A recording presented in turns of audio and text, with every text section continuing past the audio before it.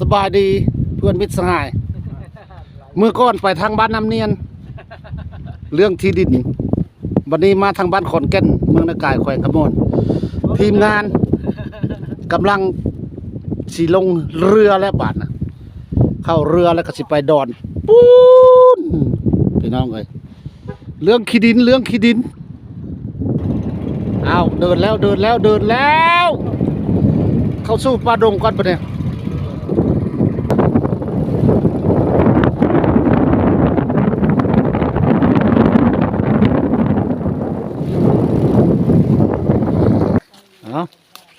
หน่วยกวดกูระเบิดไปก่อนติดไปมึงเนาะให้กดกูระเบิดไปก่อนแล้วมันตาเรือย่างตำห้อยพ่นนี่ได้อย่าไปย่างไปโลเลได้ย่างตำห้อยกดกูระเบิดแม่เขตอุทยานแห่งสัตว์นากายน้ำเทินไม้แปลก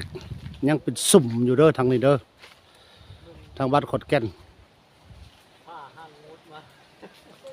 ไม้แปลกไม้ซาดไม้ซีไม้ย่างชะมดแล้วหมูย่างแล้วปลาดงตึบสันผู้อักอุทยานแห่งชาตินากายน้ำเทินสันผู้อักแท้เลยเนี่ยแท้เลยเนาะแท้เลยเด็กกล้วยครับเบิ้งปีเด็กปีกล้วยปีมันคือสีนะวะอันนั้นได้เขาประดับอิฐแท้เลยเนี่ยกล้วยป้าแท้เลยเนี่ยบอกเล่าหน่วยกวดกูระเบิดไปก่อน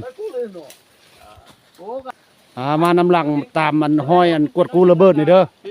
อย่าย่างไปโลเล่ได้เอาลูกเตอร์เสียได้นะมาขึ้นตะลิงเนาะของธรรมดาข้อมูลโอ้บุญหวานเฮ้ยมึงมีไฟถือผ้าจะคน2 ยอดประหยัด3 ยอด1 2 3โอ้แม่ลูกเตอร์อย่าพอจดนะย่างขึ้นมาลดนั่นนี่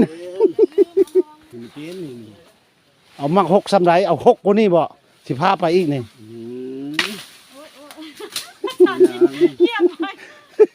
ธรรมดาตามมาบืนมาระดับ10 กว่าเมตรแล้วนี่โอ้จะขึ้นฮอดสันภูพุ่นดิยามเช้านี่หมอกไหลผ่านหน้าแข้งลิดเลยนี่สันภูตัวนั้นได้บ่ลมเลยเรื่องหนาวหอยเว้าเลยโอ้สายน้ำนะครับถ้วยตัวนี้ว่ะ